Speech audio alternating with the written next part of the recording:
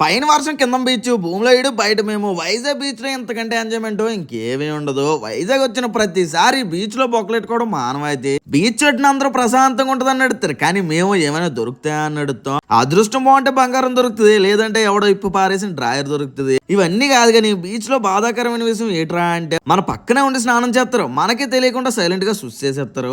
ఏట్రా నీళ్ళు వెచ్చకున్నాయా అని చూస్తే అమ్మయ్యా అని ఒక దిక్కుమాల ఎక్స్ప్రెషన్ ఇస్తారు. ఇక బీచ్ లో పచ్చకట్ట ఆడుకుని ఇసుకలో ఇరబడిపోదామని బయటకు వచ్చేసాం. పెద్ద గొయ్యి తీసేసాం, అందులో ఇన్ని పాతేసాం, కాళ్ళు చేతులు కప్పేసాం, బుర్రోటే బయట పెట్టేసాం. పాపం బయటికి రాలేక లోపల ఉండలేక ఈడి పరిస్థితి చూడాలి.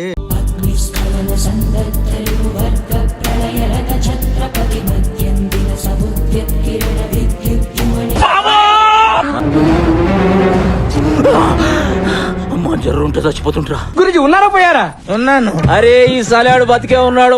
लाइक करे, फॉलो करे, शेयर करे.